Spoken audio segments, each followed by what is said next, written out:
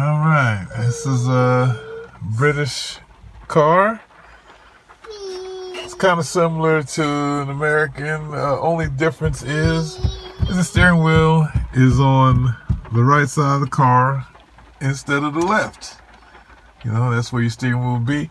But if you look at it the way it's appointed, everything else is pretty much the same. Steering wheel's the same. Ignition is where you would normally be. Lights, well, that varies from car to car. Stick shift is in the middle for those that have a stick. I know in the U.S., sticks aren't very common, whereas here it's just the opposite. Automatics are the norm in the U.S., where sticks are not so readily available. Here it's just the opposite. Sticks are the standard, and automatics are harder to come by. So that's the thing, but it's still in the same place. Park and brake, all that's the same, even down to the foot pedals. You got the clutch on the left, and brake, and the accelerator pedal on the right, just like you do in a regular setup. As I said, the only difference is the whole setup is on the wrong side of the car instead of over there. But otherwise, could you imagine if the brake pedals and accelerator were reversed? That would be awkward. So it wasn't really that hard getting used to for me.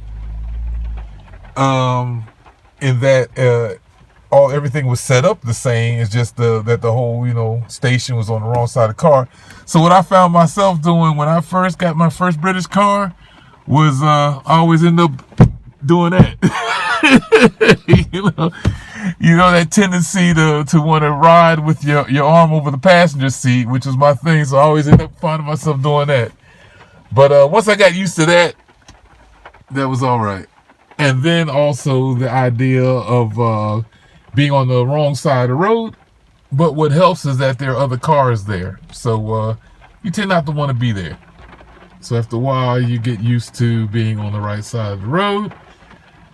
And they have better rules of the road here, I will say that. One thing I don't like, parking spaces are a lot tighter here than in the U.S. And you see that? They do not give you a lot of room to get in and out of your car here, which is weird.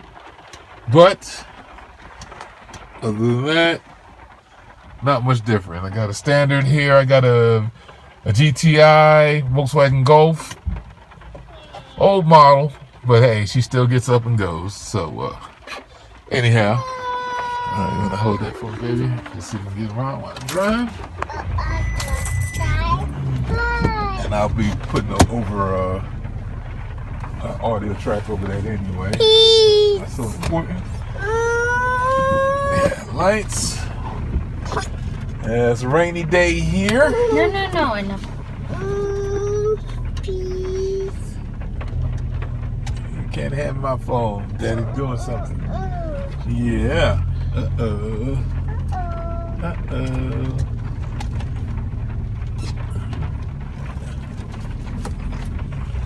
Yeah, it's a rainy day here. Jolly old England. I remember when I first got here, it used to rain quite a bit. Matter of fact, that was the whole reputation of England. It was always rainy, foggy, something. There was always some kind of precipitation going on. Whether it was rainy or foggy.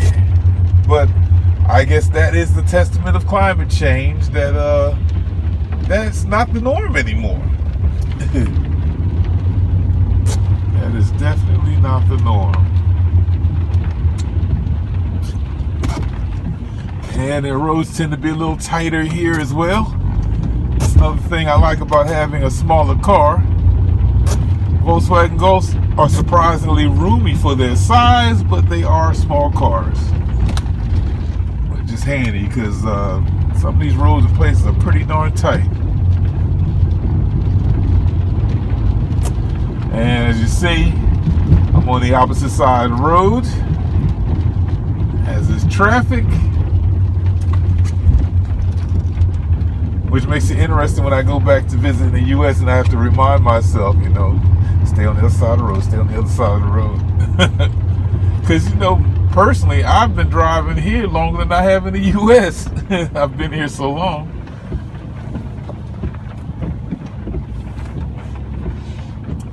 Another feature about British roads and the transportation, the lights.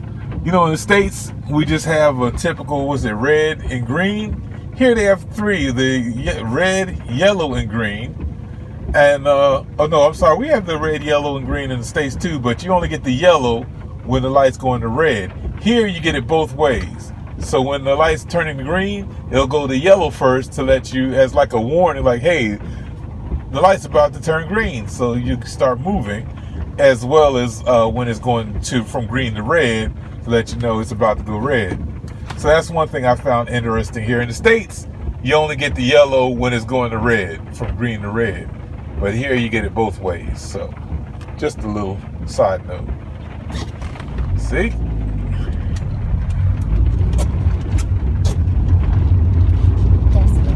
Yeah? Going to the Tesco. Tesco. Yeah, oh yes, we are. Glad you reminded me, because I was heading home.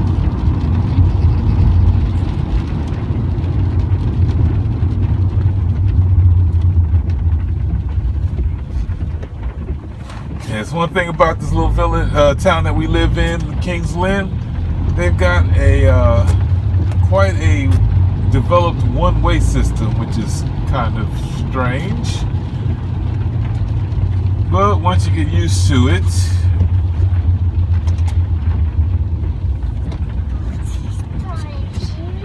yeah.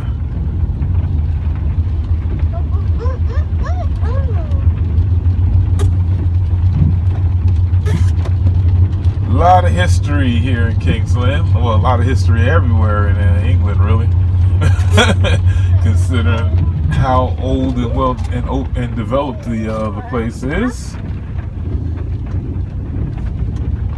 Pretty much can't dig a hole without finding something historic. Which is literally true. Why every time they have some major works of building or excavation, they always have to have a historian on site in case they do find something of historical note, which tends to happen more than you think.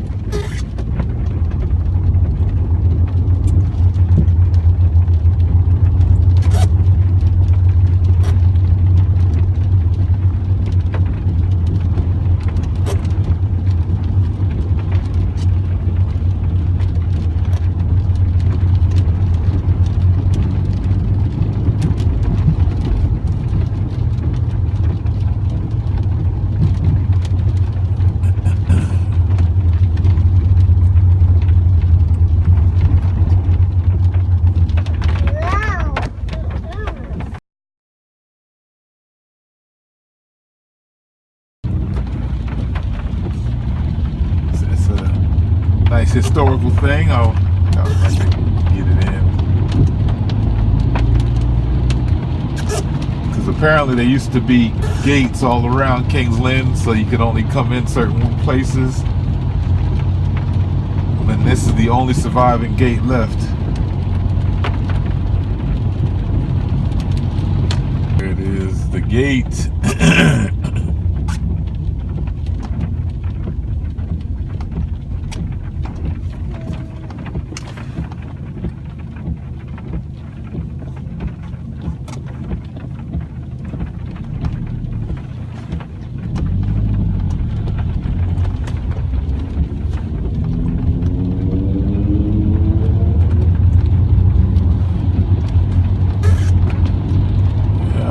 Last surviving gate of Kings Lynn, still in use today.